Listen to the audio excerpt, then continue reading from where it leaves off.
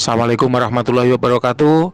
Halo para lovers and haters dimanapun Anda berada, baik yang ada di alam nyata maupun yang ada di alam gaib, apa kabarnya? Salam cerdas bersupranatural. Ingat, dimanapun Anda membeli azimatnya, Mbah Wira sediakan edukasinya, dan itu gratis. Maka dari itu tetap dukung channel Mbah Wira dengan klik tombol subscribe, like, dan komen, karena semua itu membuat Mbah Wira bersemangat untuk terus berbagi dan memberikan edukasi. Baik, kali ini kita ada klien ya, nomor 7024. Di sini beliau menerawangkan sebuah minyak. Yang kedua yang perlu Mbah Wira sampaikan bahwa sebelum minyak ini Mbah Wira terawang, Mbah Wira perlu menyampaikan bahwa Mbah Wira tidak tahu benda ini belinya di mana, harganya berapa, ataupun praktisi yang meritualkan siapa. Mbah Wira tidak bertanya, tidak tahu, tidak ingin tahu, dan juga tidak mau tahu. Kenapa? Karena untuk menjaga agar hasil terawangan itu tetap seobjektif mungkin tanpa dipengaruhi, Mbah Wira tahu siapa pembuatnya.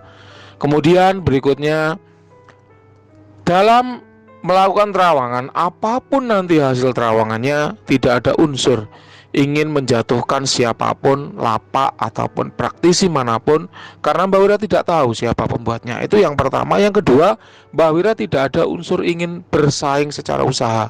Kenapa? Karena Mbah Wira tidak jualan minyak. Jadi apapun hasil terawangannya adalah murni sesuai dengan kondisi dari benda yang difotokan. Tidak ada unsur ingin menjatuhkan, karena toh Mbah Wira tidak berjualan minyak. Tidak ada unsur ingin bersaing usaha. Jelas ya? Baik. Yang berikutnya yang perlu Mbah Wira sampaikan, kok banyak banget sih Mbah yang perlu disampaikan? Iya, karena Mbah Wira tahu siapa klien yang bertanya. Itulah kenapa Mbah Wira perlu mengedukasi. Jadi begini, setiap praktisi itu memiliki spesial skillnya masing-masing, memiliki disiplin ilmunya masing-masing, memiliki karakteristik dalam magicnya masing-masing. Setiap praktisi supranatural itu ibarat seniman. Kalau seni suara ya dia paham tentang nada-nada nyanyian. Apabila ia seni musik maka musik ya, maka dia menguasai cara pengoperasian alat-alat musik. Apabila dia seni gambar ya, dia paham bagaimana teknik-teknik mensketsa, gambar-gambar ilustrasi dan sebagainya. Apabila dia seni rupa, maka dia paham bagaimana penggunaan cacat warna dan sebagainya. Seniman, seorang praktisi itu seniman. Sehingga hasil terawangan dari seorang praktisi itu sangat dipengaruhi oleh gaya dari praktisi tersebut dalam memandang sebuah benda bertuah. Oleh karenanya tidak fair, tidak apple to apple apabila kita membandingkan hasil terawangan antar praktisi. Contoh, Mbah, menurut Mbah Wira di badan saya ini kosong, tidak ada kodamnya. Tapi katanya dukun A itu ada Mbah, kodamnya macan. Katanya dukun B juga ada Mbah, kodamnya macan. Kok kata Mbah Wira nggak ada?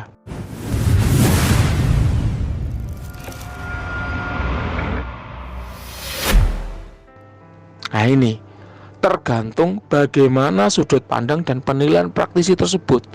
Mbah Wira punya standar tersendiri ketika Mbah Wira mengatakan ada kodam di dalam badan. Maka kodam itu benar-benar inside the body, bukan hanya sekedar yang bonding aura, bukan hanya sekedar yang ngintil ikut di belakang. Mbah Wira pun harus paham apakah jin yang ada dalam badan itu benar-benar kodam, apakah hanya sekedar jin liar yang melintas, apakah hanya sekedar jin liar yang numpang, jin liar yang nempel. Nah ini kalau Mbah Wira punya standar tersendiri. Itulah kenapa terawangan Mbah Wira serasa lebih sulit bila dibandingkan dengan terawangan praktisi lain ataupun orang yang mengaku-ngaku sebagai praktisi. Jadi tidak fair rasanya kalau Anda membandingkan, membenturkan hasil terawangan itu. Karena apa? Karena beda praktisi udah beda, nggak apple to apple lagi gitu loh. Jadi bagaimana Mbak solusinya?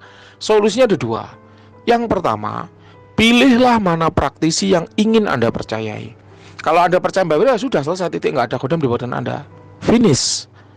Tapi kalau Anda nggak senang dengan hasil terawangan seperti itu, senangnya kalau di badan Anda ada macannya, ya udah, percayailah dukun A dan dukun B yang mengatakan di badan Anda ada macannya, finish. Jangan minta pendapat Mbah Wira gitu loh. Kenapa? Karena Mbak Wira tidak akan mengubah hasil terawangannya hanya dengan ditakut-takuti bahwa Mbah ini katanya dukun A dan dukun B kok ada macannya. Kok kata Mbak Wira kok enggak gitu. Ya terawangannya seperti itu. Walaupun Anda mengatakan dukun A, B, C, D, E, F, G, H, I, J, K, L, M, N, O ada macannya, ya itu urusan mereka. Gitu loh. Tapi kalau Anda ingin tahu bagaimana keakuratan terawangan Mbah Wira, silakan buka YouTube Mbah Wira, silakan cek. Dalam setiap video terawangan ada testimoni dari klien yang diterawang. Kayak gitu. Ya, jadi finish, sudah, hentikan sampai di situ. Karena kalau Anda membenturkan pendapat antar praktisi, Mbah Wira nggak enak ngomongnya. Kalau Mbah Wira mau ngomong, ya Mbah Wira yang benar Mas. Anda bisa lihat track record Mbah Wira seperti apa, kualitas terawangannya. Mereka yang salah. Nanti dikira Mbah Wira menjatuhkan terawangan dari praktisi lain. Tapi kalau Mbah Wira bilang, oh iya Mas, mohon maaf ya, terawangan Mbah Wira yang salah, terawangan mereka yang benar. Loh, kok Mbah Wira tidak menghargai diri sendiri yang sudah melakukan terawangan, dan itu bisa dicek gitu loh, track recordnya seperti apa gitu ya. Jadi apapun nanti hasil terawangan dari minyak ini, tolong jangan dibandingkan, jangan dibenturkan. Jangan sampai ada kalimat, Mbah, kalau menurut dukun C, guru saya itu sudah begini Mbah, kok menurut Mbah Wira belum. Ya itu menurut guru Anda. Silakan hargai pendapat beliau, jangan minta pendapat Mbah Wira. Kalau Anda minta pendapat Mbah Wira, maka Anda harus siap dikritik. Anda harus siap apabila hasil ritual Anda ternyata nggak seindah apa yang Anda harapkan. Anda harus siap apabila apa yang Anda upayakan itu gagal. Karena Mbah Wira pun demikian. Ketika Mbah Wira ritual gitu kan, ada azimat emas, siapapun yang pernah memahar azimat Mbah Wira pasti paham. Kalau Mbah Wira kirim sketsa itu pasti ada 3 sketsanya. Kenapa? Karena sekali Mbah Wira mensketsakan ke Jalak Paninggal, ke quality control, itu ada 3 azimat A, B, C gitu. A menurut Mbah Wira isinya adalah Dewa Zeus, B isinya adalah Poseidon, C isinya adalah Anubis gitu kan menurut Mbah Wira. Ketika Mbah Wira sketsakan, ternyata nggak keluar nih Dewa Zeusnya. Keluarnya kodam kakek-kakek tua, usianya 2000 tahun. Ya sudah, itu Mbah Wira percaya. Kenapa? Karena Mbah Wira udah minta pendapat dari quality control tersebut. Kalau Mbah Wira tidak ingin menerima pendapat dari quality control tersebut, ya dari awal nggak usah disketsakan, selesai. Ngomong aja, azimat A isinya Dewa Zeus, azimat B isinya Poseidon, azimat C isinya Anubis, selesai.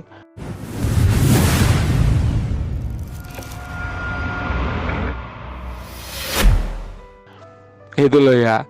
Nah ini Mbah Wira pun belajar seperti itu. Kenapa? Karena sebagai kontrol hati, agar kita sebagai praktisi ritual tidak egois. Ya, kita selalu menganggap bahwa hasil ritual kita itu yang terbaik. Kita selalu menganggap hasil ritual kita itu yang terdebes gitu kan. Udah isinya Dewa Zeus nunggang macan putih gitu kan. Wah, itu ada impian semua orang gitu. Tapi kita perlu sadar juga bahwa ketika kita ritual, kita itu adalah sedang berupaya, sedang berusaha. Adapun yang menentukan hasilnya adalah Tuhan. Ya benar, maksudnya Mbah Wira mengisi Dewa Zeus ke dalam azimat. Tapi kalau quality control keluar ternyata bukan Dewa Zeus, ya berarti Tuhan belum mengijabah usaha Mbah Wira dalam memasukkan Dewa Zeus itu ke dalam azimat. Gitu loh. Ya, azimat B isinya Poseidon. Setelah diterawang ternyata isinya cewek-cewek pakai selendang. Ya sudah, berarti itu yang masuk gitu loh. Nggak usah kita kemudian ngeyel, oh ini pada saat ritual isinya Poseidon, laut sampai bergolak, saya ritual sambil nyelam ke dasar laut. Nggak usah itu dijelaskan. Quality control ketika kita memilihnya, dia udah mengusahakan yang terbaik dalam melihat, memandang, menilai azimat yang kita buat. Ini juga sekaligus menjawab ya beberapa terawangan sebelumnya. Ada juga beberapa klien yang merasa, Mbah ini aku ritual dengan isi Dewa Langit, Mbah kok keluarnya kayak gini ya Mbah, nggak sesuai. Ya berarti usaha Anda dalam memasukkan Dewa Langit ke dalam azimat milik Anda gagal, tidak diijabah oleh Tuhan, sehingga ketika diterawang bukan Dewa Langit yang keluar gitu loh. Dan itu harus diterima dengan lapang dada. Kalau nggak bisa menerima itu, ya jangan rawangin ke orang itu ya. Ini kemudian perlu juga Mbah Wira sampaikan lagi, ini 10 menit isinya warning semua ya. Perlu Mbah Wira sampaikan lagi bahwa setiap praktisi itu punya disiplin ilmunya masing-masing. Beda ilmu, beda guru, tentu beda juga dalam cara pandang. Di sini klien telah Mbah Wira screenshotkan sebuah jokes ya. Definisi kentut menurut berbagai disiplin ilmu. Nah ya, barangnya sama, satu kentut ya. Barangnya sama, satu yaitu kentut. Tapi beda disiplin ilmu, beda juga definisinya. Guru matematika memandang kentut adalah sebagai sesuatu yang tidak bisa dikali, tapi baunya bisa dibagi-bagi, yaitu menurut guru matematika, menurut disiplin ilmu matematika. Menurut disiplin ilmu kesenian, menurut guru kesenian, kentut adalah bunyi yang nadanya terletak pada kunci K, kentut gitu kan. Sedangkan menurut guru fisika, kentut adalah suatu senyawa yang dihasilkan dengan power yang sekecil mungkin, tapi ternyata memberikan dampak yang luar biasa besar. Nah, itu menurut ilmu fisika. Sedangkan menurut ilmu biologi, guru biologi mengatakan kentut adalah ciri-ciri dari makhluk hidup yang masih melanjutkan kehidupannya. Ya, kentut adalah hasil metabolisme, hasil pemecahan, ya, penguraian zat makanan sehingga dia menghasilkan gas sisa. Gas sisa itulah yang namanya kentut kan gitu. Sedangkan menurut guru agama, kentut adalah sesuatu yang menyebabkan batalnya wudhu dan sholat. Ya, itu betul semua. Definisi kentut itu betul semua. Tergantung dari ilmu mana dia memandang gitu loh. Sedangkan guru geografi mengatakan bahwa kentut itu posisinya bergantung pada arah angin berhembus. Iya betul juga, karena kentut akan bertiup kemana angin berhembus. Sedangkan guru bahasa mendefinisikan kentut sebagai sesuatu yang bisa ditulis, kentut gitu kan. Tetapi aromanya tidak bisa diungkapkan dengan kata-kata. Iya betul juga gitu. Nah sama, gaib dan supranatural pun demikian.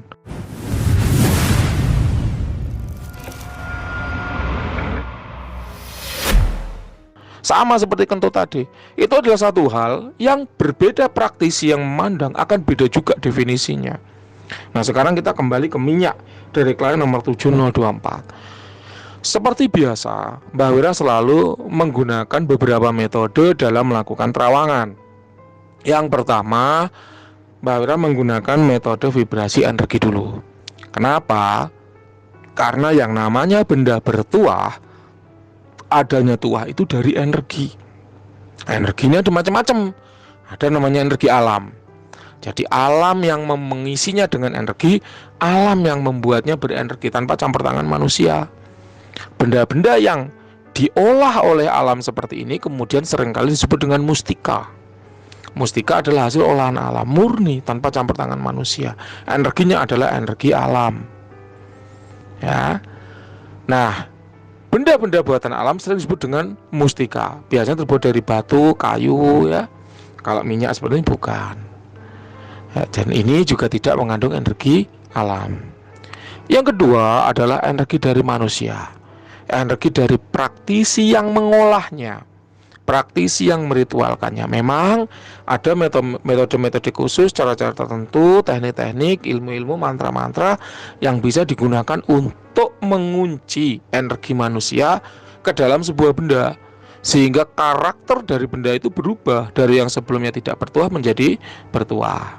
Nah, minyak ini juga mengandung energi manusia, mengandung energi praktisi yang meritualkan. Memang Guru Mbak Wira pernah berpesan bahwa sebagai seorang praktisi yang melakukan terawangan harus bisa membedakan mana energi yang berasal dari alam, mana energi yang berasal dari manusia, dan mana energi yang berasal dari jin. Nggak cukup dengan kita mendefinisikan bahwa benda itu berenergi, tapi energi dari siapa, energi dari mana, itu juga harus bisa menguraikan, harus bisa niteni kalau orang Jawa bilang. Nah, ini dari karakter energi yang diinjekkan ke dalam minyak ini ya. Minyak ini punya tuah dalam hal utamanya yaitu pengasihan dan kepekaan batin. Ya, pengasihan dan kepekaan batin. Loh Mbah, katanya dukun A, iklannya itu ini untuk kebal. Apa bisa dibuat kebal? Silahkan. Anda yang pegang minyaknya tes langsung. Anda yang pegang minyaknya ya, tes langsung. Bisa nggak buat kebal? Anu Mbah, katanya dukun B ini bisa buat ngilang. Ya udah, Anda yang pegang minyaknya langsung dites, bener nggak bisa buat ngilang gitu. Mbak Wira selalu menyarankan seperti itu. Anu Mbak, ini minyak pengasihan kok dibuat kebal, apa bisa? Jawabannya bisa. Ketika sebuah benda itu tuahnya berbasis energi, maka dia akan bisa melapisi tubuh dari pengguna minyak itu untuk ya tes kebal sekilas. Ya sekilas artinya hanya untuk mengecek apakah energi itu aktif apa tidak. Ya, dan itu sering dicontohkan dulu oleh gurunya Mbah Wira. Ada minyak kerejekian dibuat anti cukur bisa, tapi ya sekedar saja ala kadarnya untuk mengetes apakah energi kerejekiannya itu aktif apa enggak, kayak gitu. Kalau dibuat anti cukur terus menerus ya nggak bisa. Jadi itu hanya sekedar untuk mengetes apakah energinya aktif apa enggak. Mbak Wira masih berusaha ya menemukan sebuah alat begitu ya yang bisa mengecek energi pada sebuah benda, termasuk energi itu apabila sifatnya adalah gaib. Nah, ini Mbak Wira masih belum menemukan alatnya. Pernah Mbak Wira melihat ada orang yang mengetes menggunakan alat, tapi Mbak Wira sendiri belum paham mekanismenya bagaimana dan belum menemukan alat itu di sini kayak gitu. Suatu saat Mbak Wira menemukan akan Mbak Wira tunjukkan. Oh ini loh emas yang kosong. Oh energinya ternyata segini ketika diukur. Kalau sudah ritual hasilnya segini. Itu kalau udah bisa itu indah banget.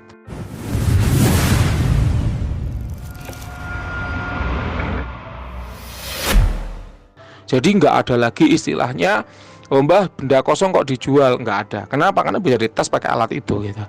Loh mbah ini katanya penjualnya mengandung kodam macan putih mbah. Ya udah pakai aja alat itu. Kalau ternyata nggak ada energinya berarti kosong gitu. Itu ya semoga alatnya ada ya. Tapi Mbak Wira masih mencari sampai sekarang belum ketemu. Kalau alat udah ketemu jelas nggak perlu Anda melakukan terawangan-terawangan ke dukun atau katanya praktisi macan putih dan juga nggak ada. Udah pakai aja alat itu, jelas kalau ada energinya berarti berkodam, selesai kayak gitu ya. Tapi ini sementara ini alatnya belum ada gitu ya. Oke kita lanjut. Jadi energinya itu lebih ke arah pengasihan dan kepekaan batin. Karena energi ini bukan makhluk ya, maka tidak ada asal, usia dan jenis kelamin. Tapi Mbak Wira bisa menskalakan, mengira-ngira. Kalau dari 1 sampai 100 kira-kira ada di level 86 ya. Kok nggak sampai 90 Mbah? Ya seperti itu perasaan Mbak Wira. Mbah, katanya dukun A ini energinya sampai 98 Mbah. Ya boleh-boleh aja ya. Karena untuk ya kembali Mbak Wira katakan bahwa untuk mengukur energi ini hanya pakai kira-kira. Belum ada alat untuk mengukurnya secara pakem. Kalau sudah ada alatnya enak kita. Skala itu akan jelas.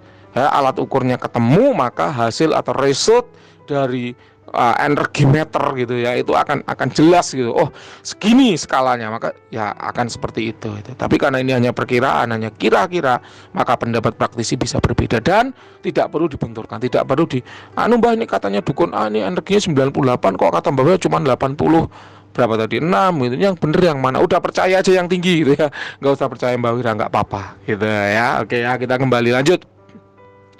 Ada nggak Mbah makhluk, entitas ataupun khodam pada minyak ini?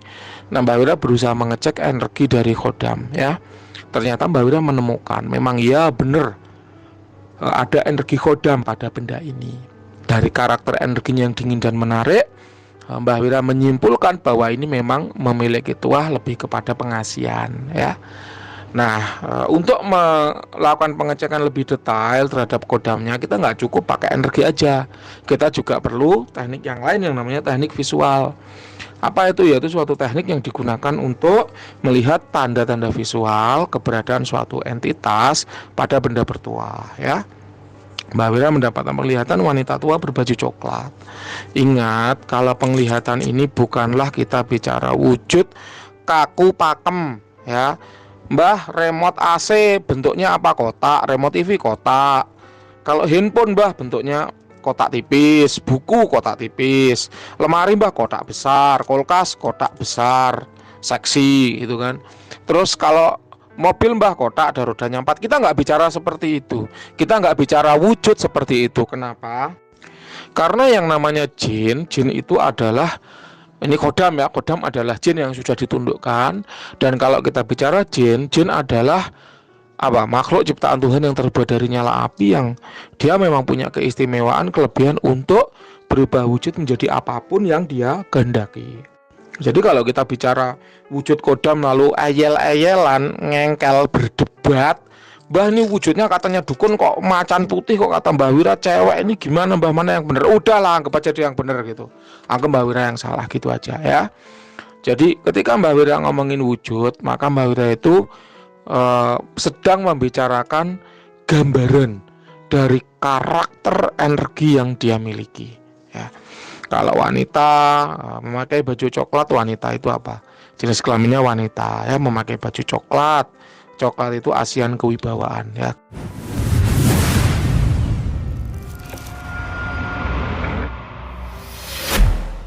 Gambaran dari tuah asian kewibawaan. Apa bedanya asian dan kewibawaan? Asian itu membuat Anda nampak lucu, cute seperti anak kecil. Kalau kewibawaan itu membuat Anda nampak dewasa, jantan dan maco.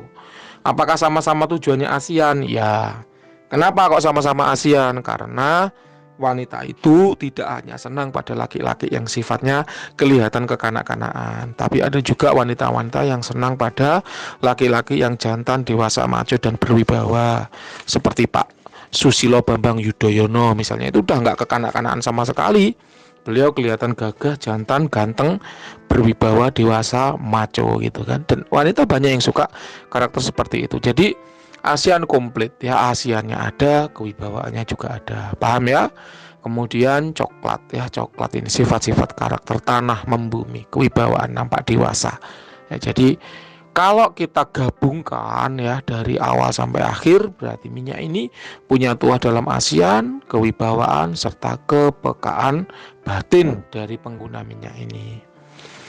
Apakah tuahnya sudah jalan? Menurut Mbak Wira sudah ya. Walaupun masih bisa ditingkatkan lagi. Kenapa? Karena mungkin pemiliknya baru sebentar memiliki benda ini, mungkin belum sempat dieksplorasi, mungkin belum sempat penyelarasan dan seterusnya lah, itu banyak penyebabnya. Yang jelas minyak ini tuahnya sudah terbuka dan bisa diakses dengan maksimal tergantung siapa yang menggunakan ya. Ini pun sama, azimat-azimat juga begitu. Ketika azimat sudah diserah terimakan kepada pembeli gitu kan ya, maka tergantung pembeli ini mau menggunakannya seperti apa. Apakah dia akan memaksimalkan tuahnya hingga titik maksimal? Apakah hanya sebagai ya di bawah ngalor ngidul, ngetan ngulon, cangkruk, gaya-gayaan punya kodam? Itu semua adalah tergantung dari si pemegang dari azimat itu. Mau nggak dia mengeksplorasi tuahnya hingga maksimal? Karena selalu Mbak Wira sampaikan bahwa yang namanya tuah itu bergantung pada IQ dan kreativitas dari pemegangnya. Kalau IQ-nya jongkok, susah dinasihati. Ya akan kaku penggunaannya, nggak kreatif. Ya, dan kreativitas, bagaimana kreativitas dia dalam memakainya? Mbak Wira contohkan adalah handphone. Handphone itu kalau dipegang orang bodoh, ya smartphone itu kalau dipegang sama stupid people, ya cuma dipakai telepon sama SMS. Tapi kalau dipegang oleh smart people, maka smartphone itu bukan hanya sebagai SMS dan WA, bisa pakai ngedit gambar, bisa pakai ngedit video, bisa pakai moto yang bagus-bagus, estetik, bisa untuk rekaman suara, bisa untuk menghasilkan uang, marketing, konten digital, dan seterusnya. Sama dengan smartphone, kodam itu tinggal bagaimana pemegangnya, cerdas nggak, dieksplor nggak, dicoba untuk beragam hal nggak. Kalau enggak ya akan gitu-gitu aja tuahnya, ya akan stuck di situ-situ saja. Tapi kalau dia mau mencoba untuk beragam hal, mau mengeksplorasinya, ya itu akan bisa menjadi macam-macam kayak gitu. Jelas ya? Kita lanjut. Kepekaan batin tuh kalau dieksplor bisa ke arah mana? Banyak karir contohnya. Seorang Intel gitu ya, ataupun pemeriksa keuangan kah, BPKP kah, KPK kah, pemeriksa bea cukai kah, kalau mau menggunakan kepekaan batin ini untuk menunjang karirnya ya bisa. Menemukan celah-celah kejahatan bisa.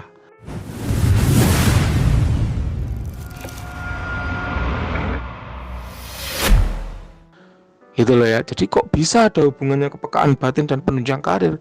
Nyatanya ada. Nah gitu ya. Ini contoh saja, contoh kepekaan ya. ASEAN, bisa nggak ASEAN dibawa ke kerejekian? Sangat mudah.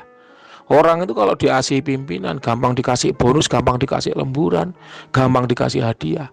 Anda bisa baca testimoninya di Instagram Mbak Wira bahwa ada orang yang karena diasihi oleh bosnya, ya kemudian dikasih rumah, ya hadiah umroh, ya, dikasih hadiah sepatu mahal, ajak jalan-jalan ke luar negeri dan sebagainya. Itu mungkin. Jadi artinya tergantung bagaimana si pemilik ini mau menggunakannya ke arah mana. Kayak gitu. Ya jelas ya. Kita kembali. Kodam ini merupakan jin gunung. Ya, jadi dia white entitas, aman tanpa dampak negatif. Mestinya minyak ini diritual dengan pakem kanan yang baik. Makanya menghasilkan white entitas. Usianya masih relatif muda, sekitar 1900 tahun dengan level power sekitar 90. Mbah, katanya dukun A kok ini usianya 70.000 tahun dengan level power dari 1 sampai 10 kira-kira level 11. Ya, monggo lah. Ya percayai saja dukun itu, ya nggak apa-apa kalau itu membuat Anda senang. Mbak Wira itu tidak bisa memaksa klien, memaksa pendengar untuk percaya dan mengikuti apa kata Mbak Wira.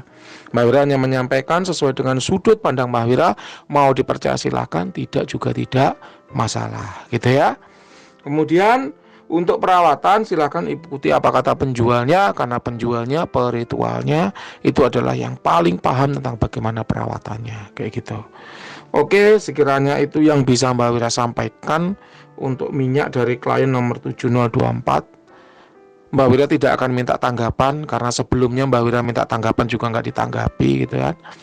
Terima kasih telah memahar. Akhir kata, Assalamualaikum warahmatullahi wabarakatuh. Selamat malam.